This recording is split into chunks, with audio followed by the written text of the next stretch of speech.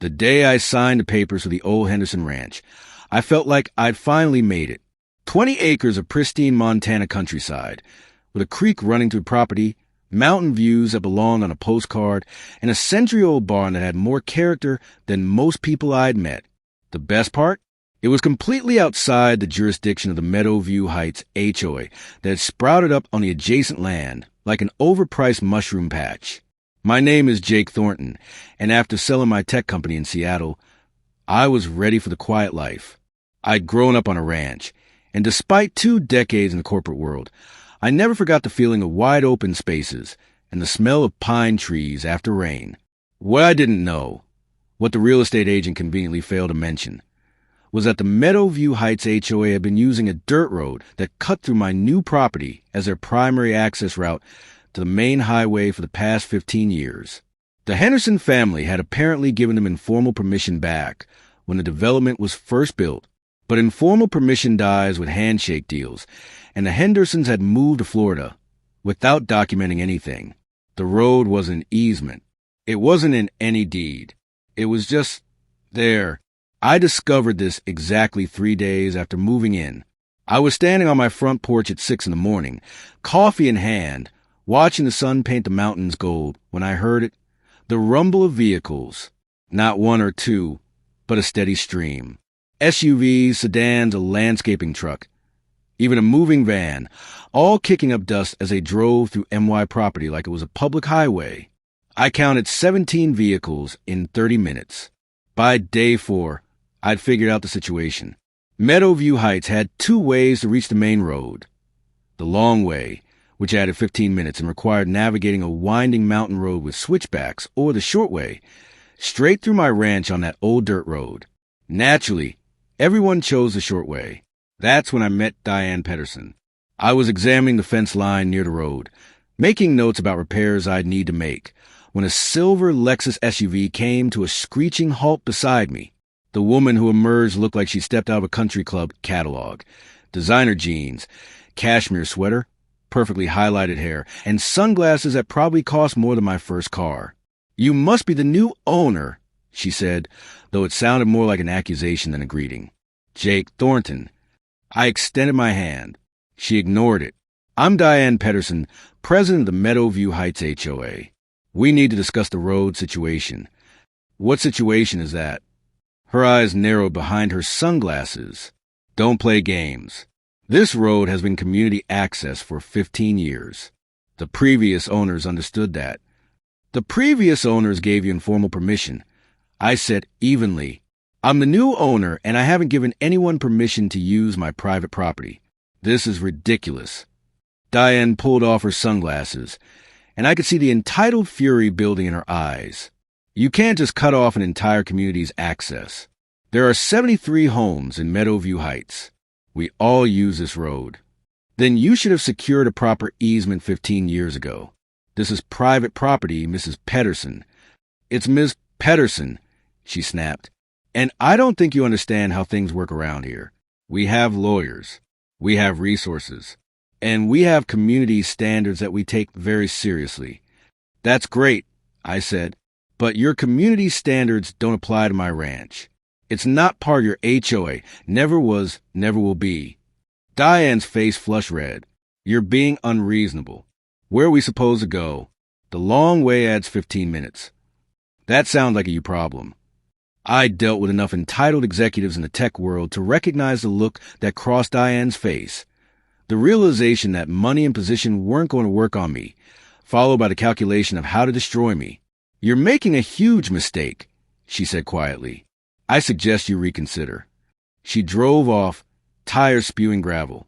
I should have known that wouldn't be the end of it. Over the next week, things escalated. First came the passive-aggressive notes left on my gate. "Please be a good neighbor, and community access helps everyone." Then came the not-so-passive-aggressive confrontations. HOA residents would stop their cars and lecture me about being antisocial, selfish, and not understanding rural community values. The irony of wealthy transplants lecturing me, a guy who actually grew up on a ranch, about rural values wasn't lost on me. Then Diane played her trump card. I was in town getting supplies when my phone rang. It was Sheriff Morrison. Someone I'd met a few times and seemed like a decent guy. Jake, we've got a situation. I received a complaint from the Meadowview Heights HOA claiming you're blocking a public access road. It's not a public road, Sheriff. It's a private road on my private property. I figured as much, but I need to come out and document everything. Can I stop by this afternoon? Absolutely. Sheriff Morrison arrived at 2, and I walked him through the entire property, showing him the deed, the survey maps, and the complete absence of any recorded easement. He took photos, made notes, and shook his head. Jake, you're in the right here. This is your property, and there's no legal easement. But I gotta warn you, Diane Petterson is like a dog with a bone. She's not gonna let this go. What can she realistically do? File a lawsuit claiming prescriptive easement. Basically, they'll argue that 15 years of continuous use has created a legal right to access. And will that work? Depends. Montana law requires 20 years for a prescriptive easement. And from what I can tell, this road has only been used for 15. Plus, it was permissive use, not adverse. You should be fine, but you'll need a lawyer. That night, I called my attorney from Seattle, Sarah Chun. She was a shark in the courtroom and had handled all my business deals. After I explained the situation, she laughed. Let me get this straight. They used your property for 15 years without securing legal rights. And now, they're mad you won't let them continue. That's the summary. Don't change anything. Don't give them an inch. I'll prepare for the lawsuit that's definitely coming. She was right. 3 days later, I was served with papers. The Meadowview Heights HOA was suing me for $500,000 in damages, claiming I was deliberately blocking their established access route, causing hardship, reducing property values, and violating community standards. That last one made Sarah laugh when I read it to her over the phone. You can't violate community standards for a community you're not part of. This is going to be fun. But Diane wasn't done. While the lawsuit crawled through the courts, she launched a campaign of harassment. HOA residents started driving through my property anyway, despite the no trespassing signs I posted. When I put up a lock gate, someone cut the lock. When I installed a camera, someone spray painted the lens. The final straw came on a Tuesday morning. I was repairing fence posts when I heard engines, big engines. I turned to see 2 landscaping trucks driving through my property, deliberately veering off the road to tear up my grazing field. The drivers were laughing, giving me the finger as they passed. I got their license plates on camera. That afternoon, I drove into town and filed a police report for trespassing and property destruction. Then I called Sarah. I'm done playing nice. What are my options? Well, Sarah said, and I could hear the smile in her voice. You could close the road entirely. Put up a serious barrier that can't be easily removed. It's your property, and you have every right to control access. What about their lawsuit? Their lawsuit is baseless, and we both know it. But here's the thing. If you close that road, they're going to have to use the long route, which is going to cause real problems for that community. Problems that will make them very motivated to settle. Settle for what? That's up to you. But you hold all the cards here, Jake. They need that road. You don't need anything from them. I spent the next 2 days thinking about it. I'm not a vindictive person by nature, but I'm also not someone who rolls over when pushed. Diane Petterson had decided to bully me, to use her HOA's resources to try and force me into submission. She'd encourage her residents to trespass and destroy my property. It was time to remind her that property rights actually mean something. I called a local contractor I befriended, a guy named Ray who'd helped me with some barn repairs. Ray, I need a favor. I need you to build me a cattle guard at the entrance to that disputed road, and I need a serious gate, steel 8 feet tall, with a lock that would take an angle grinder to cut through. Ray grinned. Having trouble with the HOA folks. You could say that. I'll have it done by Friday. Friday morning came, and Ray's crew showed up at dawn. By noon, they'd installed a cattle guard that would destroy the suspension of any car that tried to cross it, and a gate that looked like it belonged at a military installation. I hung a simple sign. Private property, no trespassing. Violators will be prosecuted. The reaction was immediate and explosive. By 3 p.m., Diane was at my gate, standing outside because she couldn't get through, screaming into her phone. Within an hour, a crowd of HOA residents had gathered, looking at the gate like it was a Berlin Wall. My phone rang. It was Sarah, laughing. I just got a very angry call from the HOA's attorney. They want to negotiate. Already? Apparently, nobody in that community realized how much they'd been depending on your road until they couldn't use it anymore. The long route is a nightmare, especially during evening rush hour. I'm getting reports of 45-minute commutes turning into 90 minutes. Good. So, what do you want from them? I thought about it. I thought about Diane's entitled attitude, about the trespassing, about the property damage. Then I thought about what I actually needed. I want 3 things. First, a formal written apology from the HOA board, acknowledging they had no legal right to use my property.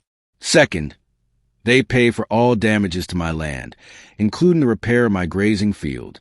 Third, they drop the lawsuit immediately and pay my legal fees. That's very reasonable. Actually, I expected you to ask for more. I'm not trying to destroy them, Sarah. I'm just trying to make sure they understand that bullying doesn't work on everyone. The negotiations took exactly 1 week. Diane fought every point, trying to salvage some dignity, but reality was harsh. Her residents were furious about the commute. Property values in Meadowview Heights had actually started to decline because of the access issue. The HOA board was receiving daily complaints. In the end, they agreed to everything. The settlement was signed on a Thursday. I received a formal written apology from the HOA board, a check for $15,000 covering damages and legal fees, and written confirmation that they acknowledged my property rights and would never attempt to use my land again without explicit written permission. I opened the gate the next morning. Word spread quickly, and traffic resumed through my property. But something had changed. Drivers waved now. They stayed on the road. When I was working near the fence line, people would stop and thank me for allowing access. Diane Petterson resigned as HOA president 2 months later. I heard through grapevine that the board had forced her out after her mishandling of the road situation had cost the HOA thousands of dollars and created a public relations nightmare. The new HOA president, a retired engineer named Tom, approached me about establishing a formal easement. We negotiated fair terms. The HOA would maintain the road, pay me a modest annual fee for the access rights, and sign a legally binding easement that would survive any future property transfers. Everyone got what they needed. The HOA got convenient access to the highway. I got compensation and respect for my property rights. And Diane got a lesson in humility that probably cost her more than just a title. I still live on my ranch, watching the mountains turn purple at sunset and listening to the creek babble through the property. Cars still drive past on that old dirt road, but now they do it with permission, with respect, and with the understanding that property rights aren't just suggestions. They're the law. And every time I see someone wave as they pass, I think about Diane's face when she realized that all her threats and lawsuits couldn't overcome one simple truth. Sometimes, the person you're bullying owns the only road you need.